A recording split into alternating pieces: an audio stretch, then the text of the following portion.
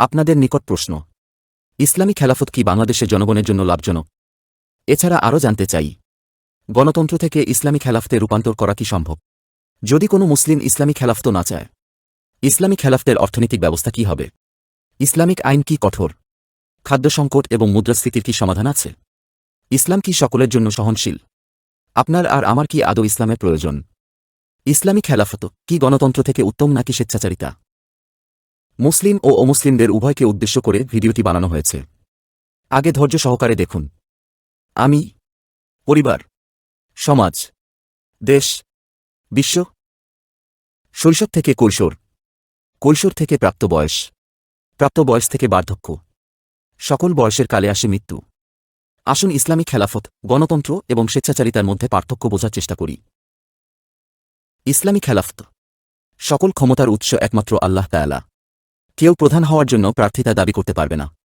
সকল ইসলামিক যোগ্য লোক মিলে প্রধান নির্বাচিত করবে। গণতন্ত্র, সকল ক্ষমতার উৎস জনগণ, যার যার প্রার্থিতা দাবি করবে, জনগণের ভোটে নির্বাচিত হবে। স্বেচ্ছাচারিতা, ক্ষমতার বা প্রভাবের জোরে ক্ষমতার প্রধান হওয়া, অন্যান্য প্রার্থীদের সমান সুযোগ না দেয়া, নিজের মতের অমিলদের প্রতিপক্ষ ভাবা। ইসলামী খেলাফত, করের মাত্রা কেবল ২.৫% থেকে ১.৫%, জাকাত বা জিজিয়া, অন্য আর কোনো কর নেই। সুদমুক্ত অর্থনীতি, সকল অপরাধের ইসলামিক আইনে শাস্তি প্রদান, নিজের কর্মের জন্য সরাসরি আল্লাহকে কৈফিয়ত দেওয়ার জন্য মানসিকতা থাকা, সকল ধর্মের মানুষদের ধর্ম চর্চার অধিকার এবং সুরক্ষা নিশ্চিত করা ইত্যাদি। গণতন্ত্র, করের মাত্রা ৫% থেকে ১০০%-এর অধিক।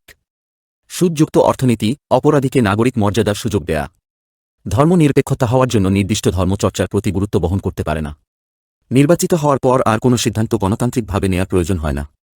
স্বেচ্ছাচারিতা, করের মাত্রার কোনো কাঠামো থাকবে না। সুদ, দখল, সরকারি অর্থভোগ, অন্যায়কে ঘুষের বিনিময়ে বৈধতা প্রদান ইত্যাদি। নিজের কর্মের জন্য কাউকে কৈফিয়ত দেওয়া বাধ্যতামূলক নয়। সকলকে নিজের চেয়ে ছোট বা হেয় চোখে দেখা। ইসলামী খেলাফত, আইনের মানদণ্ড কোরআন ও সুন্নাহ, আইন নির্দিষ্ট ও অপরিবর্তনযোগ্য। গণতন্ত্র, আইনের মানদণ্ড সংবিধান, আইন নির্দিষ্ট ও পরিবর্তনযোগ্য। স্বেচ্ছাচারিতা, আইনের মানদণ্ড শাসকের ইচ্ছা, আইন অনির্দিষ্ট ও অপরিবর্তনযোগ্য। প্রশ্ন, বর্তমানে বাংলাদেশে ইসলামী খেলাফত কি সম্ভব? উত্তর, না। কিন্তু কেন? ইসলামী খেলাফতের অবকাঠামো: প্রথমে নিজের কোরআন ও হাদিসের জ্ঞান অর্জন করা, দ্বিতীয়ত সেই জ্ঞান অনুসারে পরিবার গঠন, তৃতীয়ত সমাজ গঠন, সর্বশেষ সমাজের বিজ্ঞদের নির্বাচনে ইমাম বা প্রধান নির্বাচন করা। আমাদের ধারণায় ইসলামী খেলাফতের অবকাঠামো: ইমাম নির্বাচন গণতন্ত্র দ্বারা, এরপর সমাজ গঠন, এরপর সেই জ্ঞান অনুসারে পরিবার গঠন, এরপর জনগণের জ্ঞান। গণতন্ত্র থেকে ইসলামী খেলাফতে রূপান্তর করার প্রক্রিয়া: গণতান্ত্রিকভাবে এক গণভোটের আয়োজন, যেখানে প্রত্যেকে তার মোবাইল মেসেজ অনলাইন ভোট যা সহজ হয় তা দ্বারা ফ্রি ভোটের মাধ্যমে নির্ধারণ করবে তারা কি গণতান্ত্রিকভাবে সমাজ পরিচালনা করবে নাকি তাদের সৃষ্টিকর্তার নিয়মানুসারে চলবে। যদি জনগণ ভোটে না চায়, গতানুগতিক নিয়ম তো আছেই, সাথে নতুন নতুন আইন হবে যা আগে কেউ কখনো ভাবেনি। যদি জনগণ ভোটে চায়, সবাইকে ৩ মাস সময় দেওয়া হবে। সিলেবাস: কোরআন বাংলা অর্থসহ পড়া, সহিহ সকল হাদিসের জ্ঞান অর্জন, পরিবারকে ইসলামের অনুশাসনে পরিচালনা করা, সিহাহ সিত্তাহকে প্রাধান্য দেয়া এবং উক্ত হাদিস গ্রন্থসমূহে অনুপস্থিত বিষয়ে সহিহ হাদিসকে প্রাধান্য দেয়া এবং জাল দুর্বল হাদিসের চর্চা বাতিল করা। সকল ইসলামিক জ্ঞানের রেফারেন্স একবার হলেও নিজের চোখে দেখা। অনলাইন বা অফলাইনে পরীক্ষা নেওয়া হবে, যে পরীক্ষায় ইসলামের মূল বিষয়ের উপর পরীক্ষা হবে। উক্ত পরীক্ষা নৈর্ব্যক্তিক প্রশ্ন দ্বারা হবে এবং একাধিক সেট থাকবে। যে ব্যক্তি পরীক্ষায় 100 পাবে তাকে সরকার থেকে চাকরি প্রদান করা হবে। অন্যান্য মার্কের পরীক্ষার্থীদের মার্ক অনুসারে তারা বিভিন্ন সেবায় ছাড় পাবে। এছাড়া কিছু প্রশ্ন এমন থাকবে যেটা না পারলে সরাসরি ফেইল।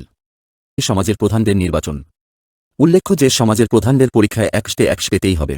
সমাজের প্রধানের মাঝে প্রধান ইমাম নির্বাচন করে ইসলামী খেলাফত প্রতিষ্ঠিত হবে ইনশাল্লাহ।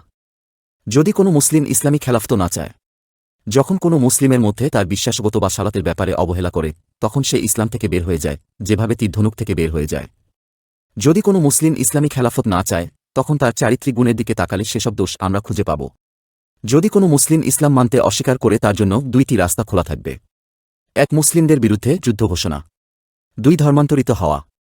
ধর্মান্তরিত হলে তার কর মুসলিমদের থেকে কম হবে এবং কর প্রদান করলে তাকে সরকার থেকে সুরক্ষা প্রদান করা হবে। জিজিয়া প্রদানকারীকে মুসলিমদের রক্ষা করা ওয়াজিব বা অতি করণীয়। নারী, শিশু, বৃদ্ধ, অমুসলিম সীমান্তের প্রহরীদের কর বা জিজিয়া ফ্রি। বিস্তারিত আগের ভিডিওতে। ইসলামী খেলাফতের অর্থনৈতিক ব্যবস্থা।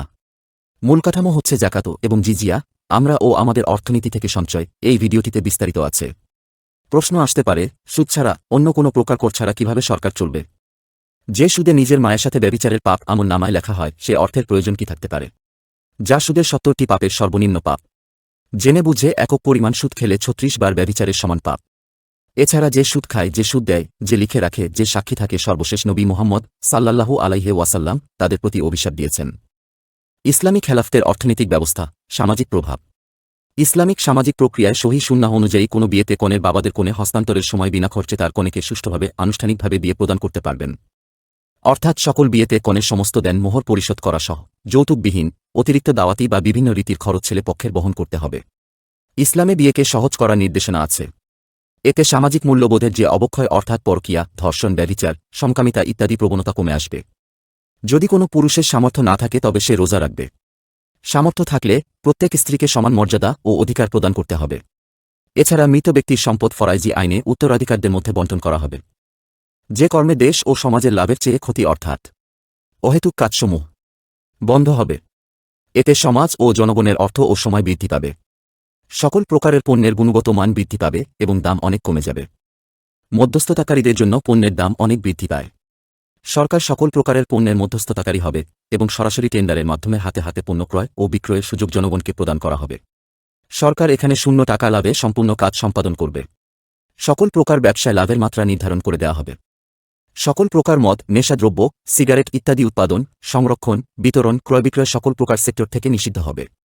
জনগণের স্বাস্থ্য ক্ষতি করে সে অর্থ দিয়ে দেশ পরিচালনা করা মানে হচ্ছে জেনে বুঝে বিষ পান করার মতো। ইসলামিক আইন কি কঠোর? একটা উদাহরণ দিয়ে আমরা বোঝার চেষ্টা করি।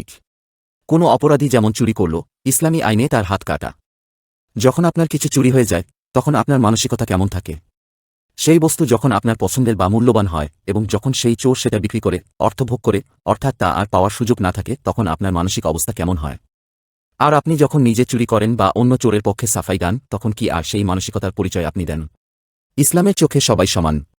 যদিও সে পাপ ইমাম নিজে বা তার সন্তান করে, শাস্তি পেতেই হবে। এতে পাপীদের মনে স্বভাবতই ভয় থাকবে, ফলে আপনি দোকান খোলা রেখে গেলেও আপনার মাল সুরক্ষিত থাকবে ইনশাল্লাহ। অর্থের একক কত হবে? মুদ্রাস্ফীতি এর বিপরীত শব্দ কি? মুদ্রা সংকোচন। এখন যদি মুদ্রাস্ফীতি এর মান ১ টাকার জন্য ১০০ টাকা ধরি, তবে ৯৯ টাকা কি মুদ্রা সংকোচন হিসেবে বলা যাবে? না। ১ টাকার জন্য যদি মুদ্রাস্ফীতি এর মান ১০০ টাকা থেকে ১০ টাকা হয়, তবে কি তা কি মুদ্রা সংকোচন হিসেবে বলা যাবে? না। ১ টাকার জন্য মুদ্রা সংকোচনে মুদ্রার মান অন্তত ১ টাকা হতে হবে। ইসলামী খেলাফতে মুদ্রার মান হবে স্বর্ণের সাথে মিলিয়ে, অর্থাৎ গোল্ড স্ট্যান্ডার্ড। খাদ্য বিতরণ বা ব্যবস্থাপনা।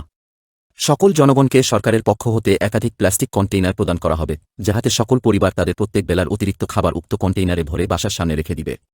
এতে যে কোনো পথিক সে খাবার বিনামূল্যে ভোগ করবে। এছাড়া ফসলের উপর ওসর বা জাকাত আছে, যার মধ্যে ৭৫০ কেজি অপচনশীল ফসল উৎপাদন হলে তার ৫% বা ১০% উত্তম ফসল দ্বারা আদায় করতে হয়। উক্ত ফসল সরকার পণ্য ব্যবস্থাপনার সময় সংগ্রহ এবং বাজারে বিনামূল্যে বিতরণ করবে। উল্লেখ্য যে উক্ত ফসলে গরিবের ভাগ আল্লাহ তাআলা নির্ধারণ করেছেন। সালাতকে প্রতিষ্ঠিত করা।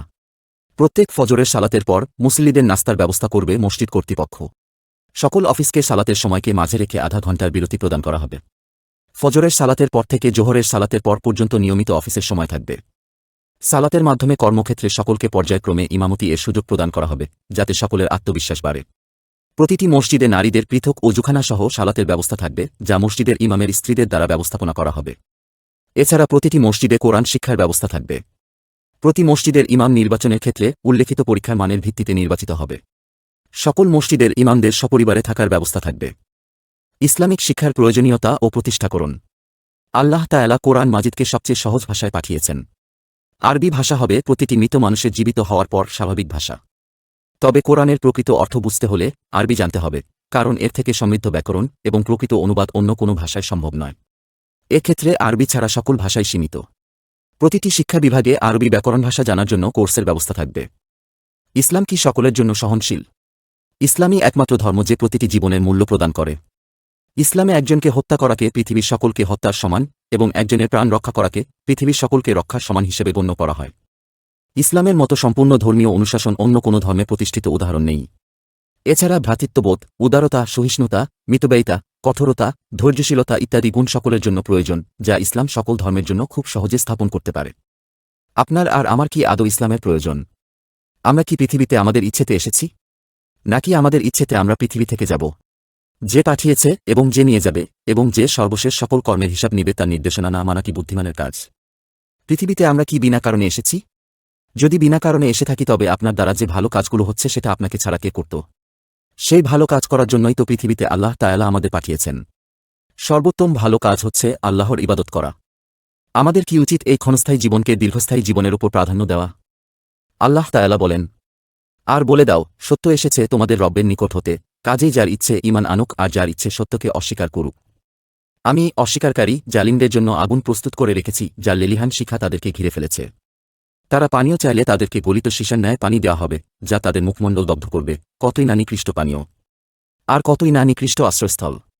সূরা আল কাহফ, আয়াত ২৯। আল্লাহ তাআলা ওয়াদা দিয়েছেন যে তোমাদের মধ্যে যারা ঈমান আনে এবং সৎকর্ম করে, আল্লাহ তাদেরকে এ মর্মে ওয়াদা দিয়েছেন যে তিনি নিশ্চিতভাবে তাদেরকে জমিনের প্রতিনিধিত্ব প্রদান করবেন, যেমন তিনি প্রতিনিধিত্ব প্রদান করেছিলেন তাদের পূর্ববর্তীদেরকে। এবং তিনি অবশ্যই তাদের জন্য শক্তিশালী ও সুপ্রতিষ্ঠিত করবেন তাদের দিনকে, যা তিনি তাদের জন্য পছন্দ করেছেন, এবং তিনি তাদের ভয়ভীতি শান্তি নিরাপত্তায় পরিবর্তিত করে দেবেন। তারা আমারই ইবাদত করবে, আমার সাথে কোনো কিছুকে শরিক করবে না। আর এরপর যারা কুফরি করবে তারাই ফাসিক। সূরা আন-নূর, আয়াত ৫৫।